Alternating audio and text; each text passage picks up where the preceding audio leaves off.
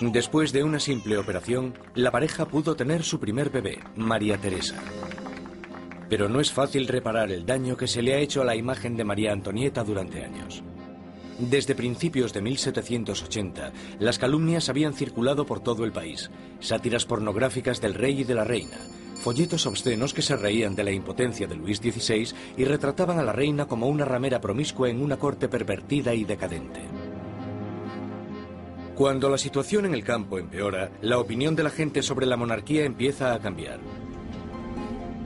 Se producen muchas malas cosechas y la inflación aumenta el precio de la harina, llevando a la escasez de la parte esencial de la dieta francesa, el pan. Pero naturalmente estas privaciones acaban a las puertas de Versalles. Mientras los monarcas continúan viviendo en la extravagancia, las quejas se traspasan al papel. A la corte real se le acusa directamente. ¿Sabe por qué hay tanta gente necesitada? ¿Es acaso que su lujoso estilo de vida devora en un día lo que 1 millar de hombres necesitaría para subsistir? ¿Quién es el hombre que está detrás de estas acusaciones? El mismo joven que solo unos años antes felicitó al rey y a la reina por su coronación, Maximilien Robespierre. La gente pronto tendrá un portavoz que pedirá la libertad y la igualdad por la revolución.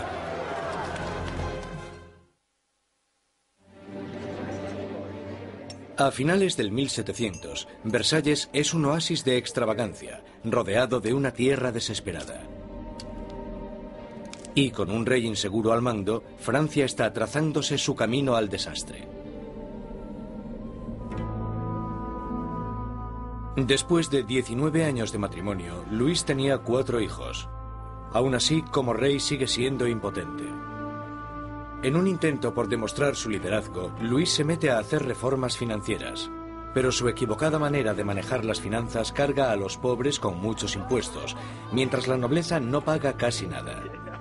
Con la economía por los suelos y la gente cada vez más inquieta, parece que incluso Dios está enfadado, golpeando a Francia con el invierno más frío de los últimos 90 años. Si alguna vez hubo intervención divina para empeorar la situación, seguro que fue en el verano de 1788 y la primavera de 1789. En el verano de 1788 había una creciente crisis política desarrollándose en un momento de seria escasez de comida. En 1788, para los franceses, la harina era la esencia de la vida. El pan, su medida de subsistencia.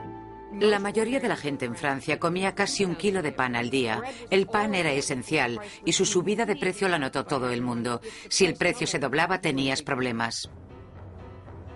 Bajo la mala financiación de Luis XVI, el precio de la harina se disparó. Las escasas provisiones se estaban agotando y el precio de una rebanada de pan pronto igualó al sueldo de un mes. El hambre se convirtió en rabia. Surgen disturbios por toda Francia. Se atacan casas. Se roban panaderías y los panaderos, acusados de guardar pan, son linchados allí mismo.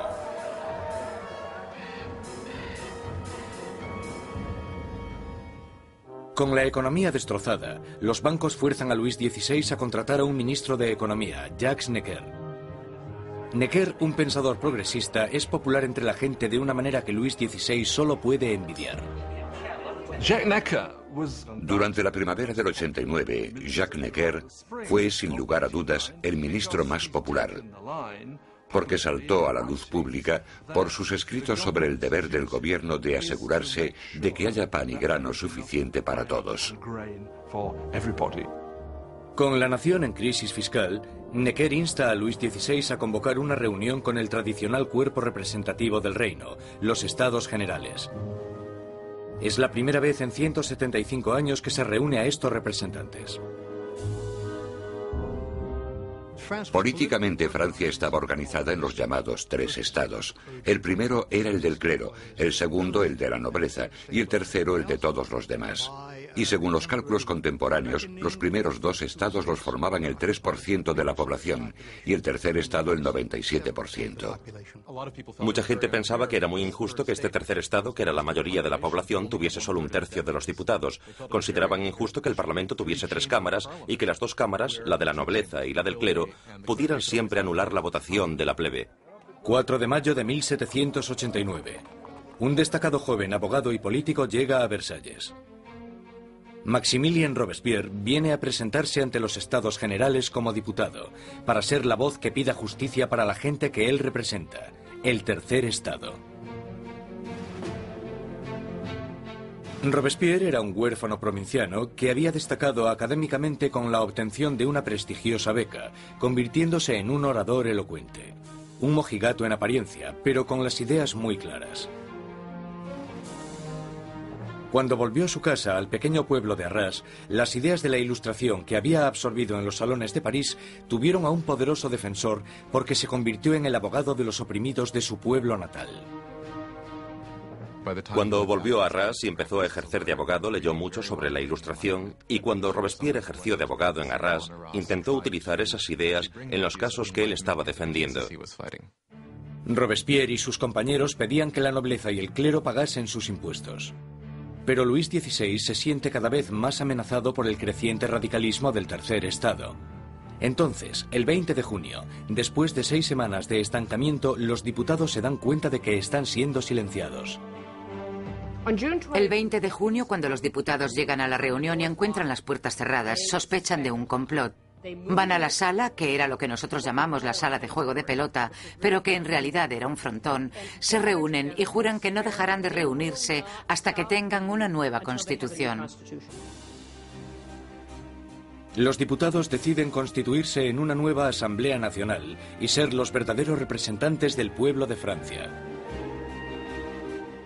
El juramento del juego de pelota es uno de estos grandes y simbólicos momentos de la historia de la Revolución Francesa. Tienes a todas estas personas reunidas en este gran espacio abierto que es la sala de juego, levantando sus brazos en una especie de saludo casi romano, y para esta Asamblea Nacional fue el momento en el que se dan cuenta de su poder y dignidad, y realmente vieron que podían derrocar al rey de Francia.